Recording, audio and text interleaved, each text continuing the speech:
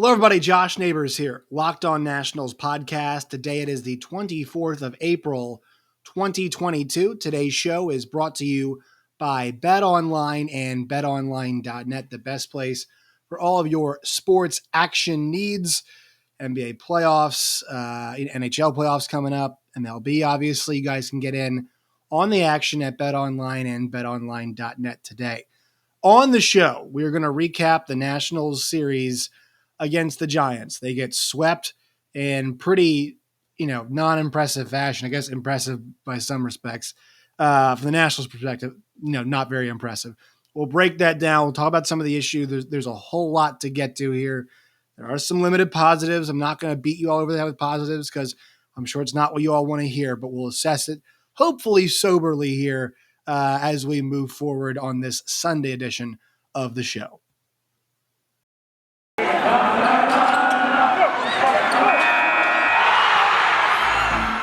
Locked On Nationals, your daily Washington Nationals podcast, part of the Locked On Podcast Network, your team every day.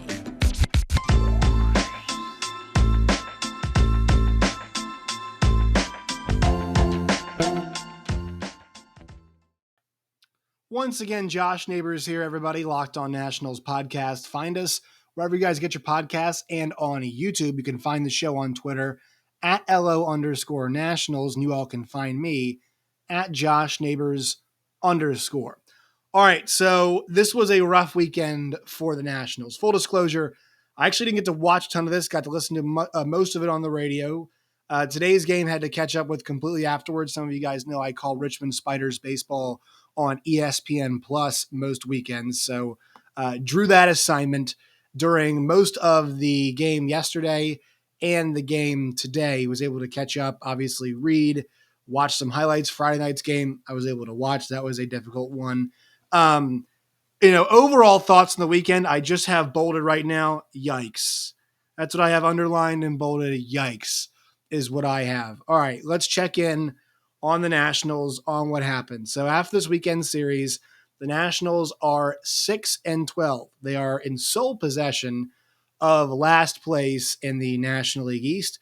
At this moment in time, they're 6 games back of the division-leading New York Mets, who are currently up 2-1 in the bottom of the 6th on the Diamondbacks. So if that holds, they'll be 6.5 up. They are 4.5 behind the Phillies, who have yet to play today, 4.5 behind the Braves, 3.5 behind them. That's where those teams are in relation to the Mets. The Nationals are a game and a half behind the Phillies. They are 1.5 behind the Braves, 2.5 behind the Marlins right now. They've lost 5 straight games, the Nationals have.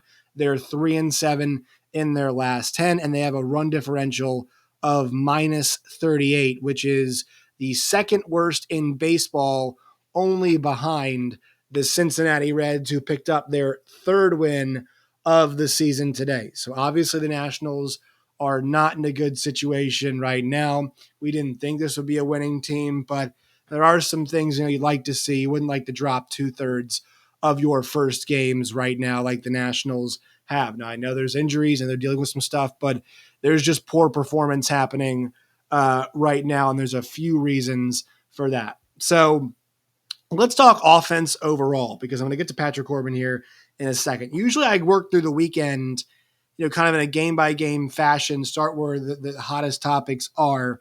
But the offense throughout this weekend was really poor. When you score like the Nationals did, 1 run in the opening game, 2 runs in the following game, and 3 runs the next game, I guess there's some way, shape, or form you could try and spin that as progression, but it's not. And I just want to say with all this stuff, there are some people who come at this more from a fan perspective and, want to get really angry or want to give you all the positives or try to keep things positive. My goal here is just to, we mix in some positivity, but let's just kind of recognize the realities of this team. And there's certain things to track and to look for, and we'll get into more of those as the season goes along. But right now, we just kind of, the sample size is so small for like individual players that it's really hard to harp on certain guys in some respects, unless they're following trends from last year, like one Patrick Corbin, who we'll get to in just a second. But offensively, when you score 6 runs across the weekend, and it didn't really allow you to be very competitive in any of the games. The only game they were semi-competitive in was that Giants game when it was a 3-run game. You know what I mean? Like, sure, there were times they were tied, it was 0-0 or whatever, but like when the game was actually going and competitive and kind of, punch counter punch. Nationals getting 2 in the bottom of the 5th in that game too really was when the offense, that was a good moment for them. But they rack up 6 hits in the first game of the series, score 1 run, 0 for 1 with runners in scoring position. They only got runners on scoring position, that opportunity, run in scoring position one time. 0 for 1. It was poor Keibert Ruiz. Left 3 guys on base. Second game of the series, 1 for 6 with runners in scoring position. Left 6 on base. And then in the final game of the series, 12-3 in that loss, 2 for 8 with runners in scoring position, slightly better. They left 5 men on base in that game. So you pile it up, and in totality, the Nationals offense right now has been remarkably poor. And that's on Juan Soto at this point in time. That is on guys like definitely on Nelson Cruz at this point in time. It's on guys in the back part of the lineup as well. They're just not hitting well collectively right now. I know batting averages are down across baseball, but the Nationals are in 20th. So on a year when offense has been pretty bad so far, the Nationals are at the back part of being bad. And then when you look at on base percentage, the Nationals are 22nd. In slugging percentage, the Nationals are in, 28th. And you go to OPS, that's the last place we'll go. The Nationals are in 26th. And then just go to RBIs, just to use as a counting stat. We love our counting stats, but they're at league average at 58. But they've played 17 games, or they've played, 16? Because they're now at 6-12. They played 18 games, so that's more than basically no other team in the league has played as many games as the Nationals have, and they're still, they've had more chances to drive in runs, and they really haven't. This is an offense that top to bottom, just there's really few moments where they've clicked. You'll see a couple guys get a couple hits, but a lot of zeros across the board. Guys like, we'll just take, for example, a Nelson Cruz, right? Nelson Cruz on this weekend did not get a hit, right? This is a guy that was supposed to be pulling his weight for the Nationals, but doesn't get a hit on the weekend, and his struggles continue. And it's not like he's had a lot of chances to drive guys in many situations. He was 0 for 3 today with a walk. Juan Soto had a difficult weekend as well. Josh Bell seems to be the only consistent bright part of this offense. And while Cesar Hernandez occasionally is good, he's kind of doing what I actually thought he was going to do. He's hitting 247 on the year, but like a 275 on base. So he's a leadoff guy. It's not necessarily, it's not very good. Cruz is hitting 169 with a 260 on base percentage, 522 OPS at this point in time. Does have 9 runs driven in and 2 homers, but it's not like he's been, too productive on this season. Maikel Franco, that's somebody that I think you can say has been impressive at the plate, 262. So for what you thought you'd be getting, this guy is ostensibly a backup third baseman. 262, not going to completely knock that. We did talk about some of Juan Soto's struggles. He's 242, 405 on base percentage, 841 OPS. Still a very good player, clearly, but just at 3 RBIs in the season. And I did a whole breakdown about him on Friday. So I don't really feel like I'm going to go down the Soto hole too much today, just because we really did talk about how much, he is to blame early on. And I came to the same conclusion I just said a few minutes ago. Blaming guys early in the season, small sample size, is tough to do. Josh Bell, a guy who's been productive. Keibert Ruiz at 264 and 4 runs driven in this year, no homers yet. And then Yadiel Hernandez, another guy who's been a strong point. He's got 6 RBIs in the season. But Riley Adams, is 2 for 17.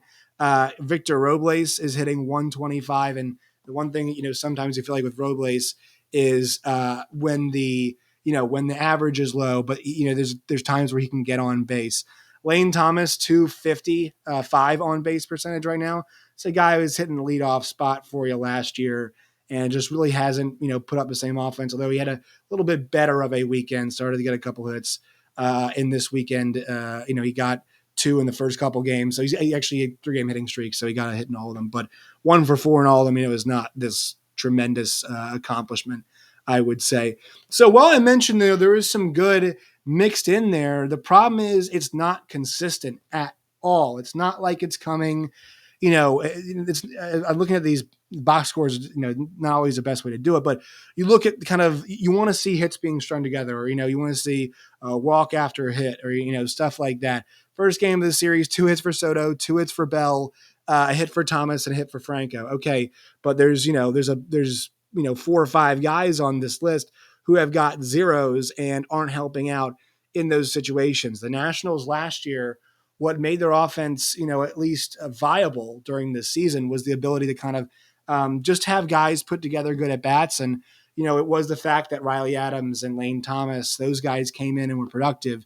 When Schwarber was there and Trey Turner was there, those guys were awesome, which eased things up for the guys behind them in the order. That's what made that June, or forget the way that the stretch happened, when Schwarber was healthy before he went down in that Dodgers series. That's what made it so much fun, right? That's what made it entertaining, exciting to watch the Nats play, was that the bats were going. The pitching, no, you couldn't guarantee the pitching was always going to be there, but at least the bats were there. As I take a quick sip here. Got to keep the pipes going, people.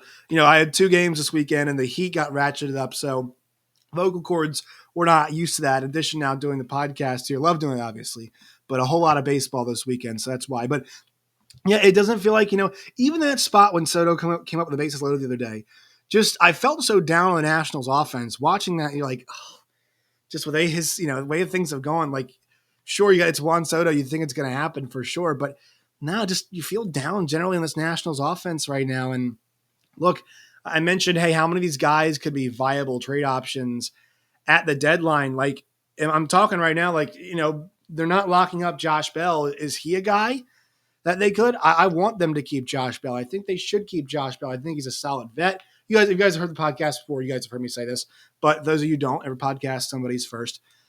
Josh Bell's been playing well. Like, he's done, really well this year, and he was playing well last year, and he's a solid vet. And I feel like that was a guy whose contract they should have locked up. But Yadiel Hernandez, is he a guy that somebody else could want, or do you want to hang on to him? But, he's not doing you a ton. I mean, he's playing well, but he's not doing you a ton of good. It's not really helping line out too much.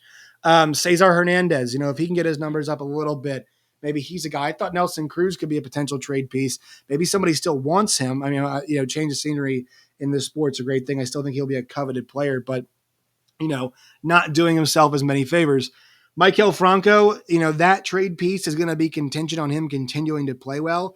He might be the one that we don't expect that, they end up being able to move. But this offense, no matter how bad the pitching is, the offense has got to provide some way to be closer in some games, way to bail the team out at some point in time. You look at these games and you go back to the last 2 in that series against Arizona.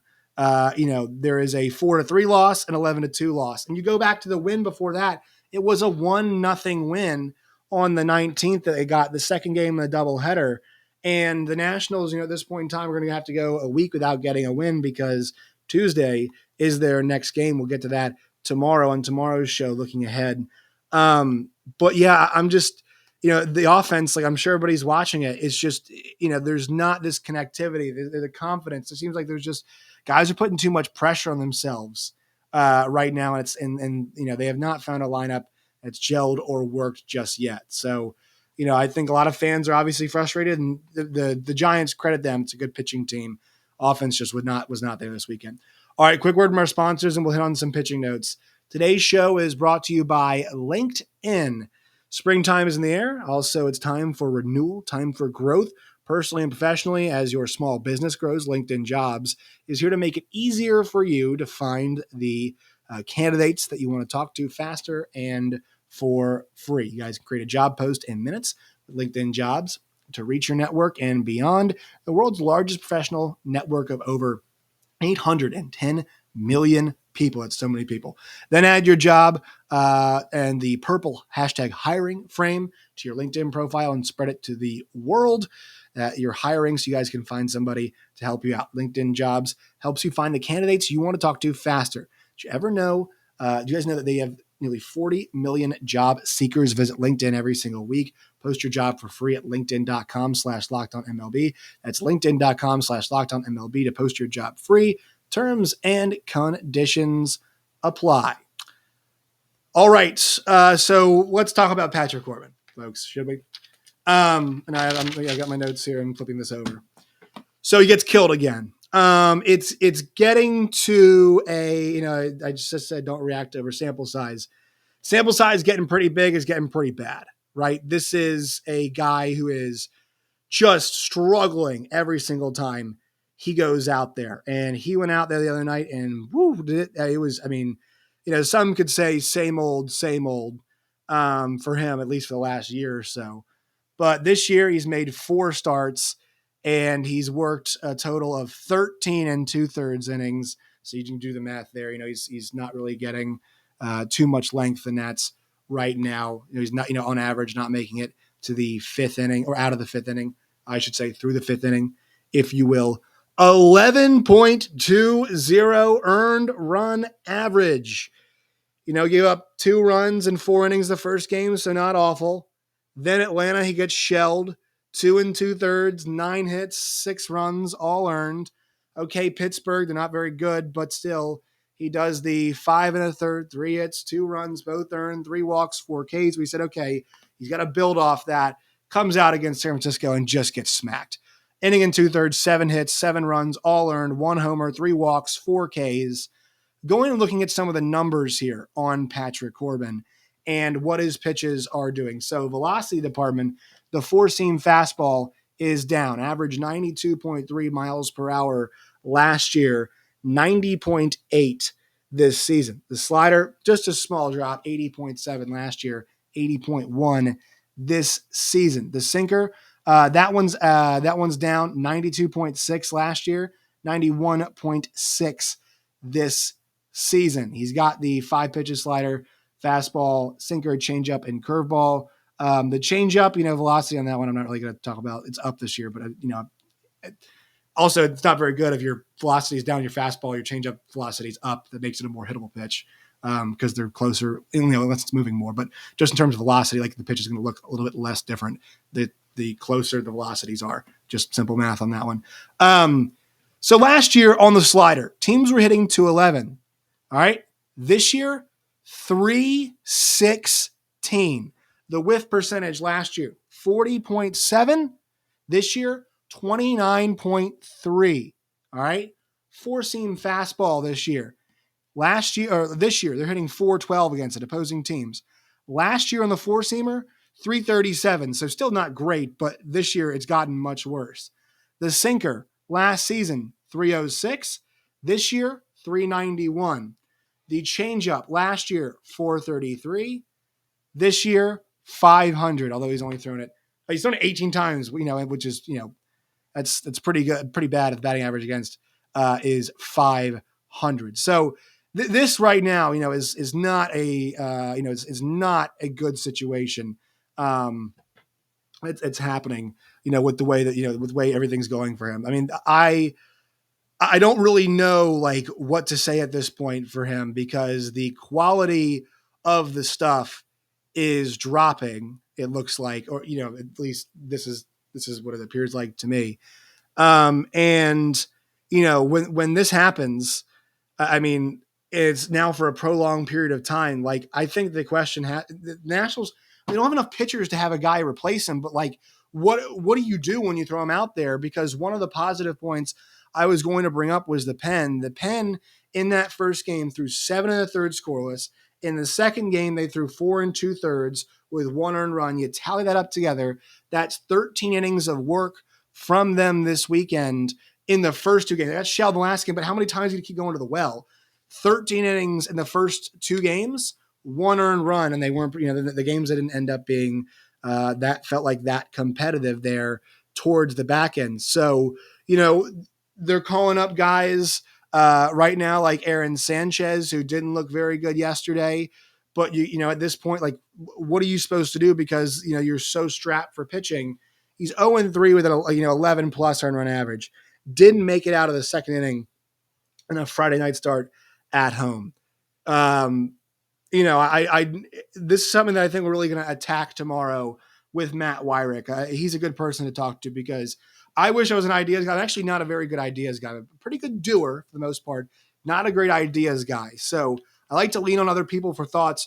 If you all have thoughts about what the Nats should do with Patrick Corbin, please leave them in the comment section because I'm at a loss for words.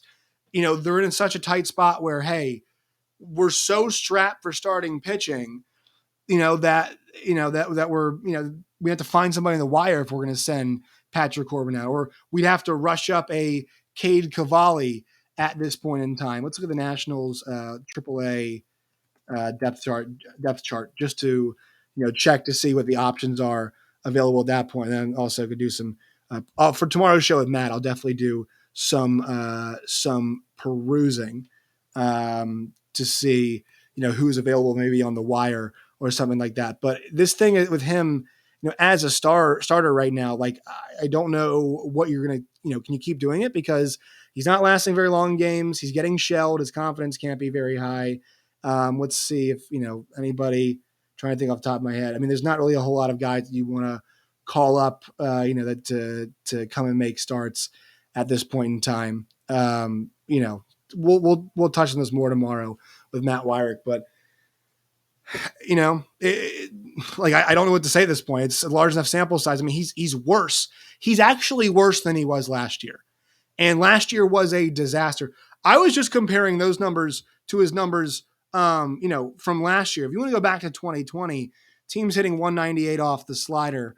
This year, 316. Now, obviously, larger sample size. The sinker, 376, which isn't very good, and actually went down last year. But this is 2020, and this is obviously a shortened season. But 376 there, and then it's now 391. So bad before, got even worse. Four seam fastball, 429 then. Now it's 412. So that's actually one that's improved a little bit from 2020, but still it's not a very good place to be in. And then obviously things are 2019. If we made that comparison, then, it's apples and fried chicken at that point. If you can, to make the biggest difference possible. I mean, there's no point in comparing those two things at this point in time. So look, it's, Patrick Corbin's been a wreck. It's not like a lot of the other guys have been too strong, but he is like consistently a wreck. Like there's not many high points. The fact that a guy for the Washington Nationals, we're talking about, a good start for him on the year this year was the one against the lowly Pirates, where he went 5 1/3, 3 hits, 2 runs, 2 earned, 4 Ks and 3 walks. Like not a horrible start, but for a guy now who for the Nationals is penciled in, for the next few years to make 23 this year, 23.4 million, 24.4 next year, and 35.4 in 2024. I mean, do you cut the guy? What do the Nationals do here? He's just been a disaster. I don't know if throwing him out there every 5 games and hoping things get better is the best way to handle this. So, he was a really bad part of a bad weekend, and Sanchez was bad, and Juan Soto was bad. But I did want to shout out that bullpen. That is one positive. On the show, it's been negative. That is one positive. Even they're just being asked to pitch too much. They're just being asked to pitch too much. This weekend, they get 4 innings from Juan Soto. They get 4 1/3 from Aaron Sanchez. They get 1 2/3 from Patrick Corbin. There was only one time this weekend where the bullpen was not asked. Oh, no, wait. No, there are no times. There were no times this weekend where the bullpen wasn't asked to throw a majority of the game. That didn't happen. So, the Nationals, that's what happens. That's why I said that you get one more starting pitcher. The pitching depth is, I don't want to say disgraceful, but it's if you thought Anibal Sanchez was going to fix it and bring it in, you brought in John Lester last year. It's kind of doing the same thing over and over again here. So that's a big frustration point as of the offense right now. Things are pretty frustrating for Nationals fans. All right, one more quick word from our sponsors, then we'll get out of here and try to stop the negativity best as possible. I know I said I want to give some objective commentary, but I mean, after this weekend, what can you say? 5 straight games, and 2 of those games being the Diamondbacks. Also, Giants got smacked around a little bit by the Mets, so you get a reeling team on the road, part of a road trip. That's kind of a spot where you feel like you could take advantage there, but no, they rebounded. That's what good teams do. The Giants are now 11-5, 7-3 on the road, so doing a great job away from home. Nationals are now 3-8 at home. All right. Final word from our sponsors on today's show. We are brought to you by Built Bar. Go to built.com today. That's built.com. You guys can check out their collection of Built Bars, delicious tasting protein bars that are good and good for you. 130 calories, 4 grams of sugar, 4 net carbs, and 17 grams of protein. You guys go to built.com today. It's built.com. Use the promo code LOCK15, LOCKED15, LOCK15 for 15% off at built.com today. All right, that'll do it for today's show. Make sure you find us on Twitter at LO_Nationals. You guys can find me at Josh Neighbors _. We're going to talk to Matt Wyrick tomorrow, figure out the hell is going on, what things can change. So look forward to that. And we'll also have a preview of the Marlins Nationals series as well. Make sure you find us on Twitter at LO_Nationals. Find me at Josh Neighbors _. Find the show wherever you guys get your podcasts and on YouTube as well. Till next time, my friends, as always, stay safe.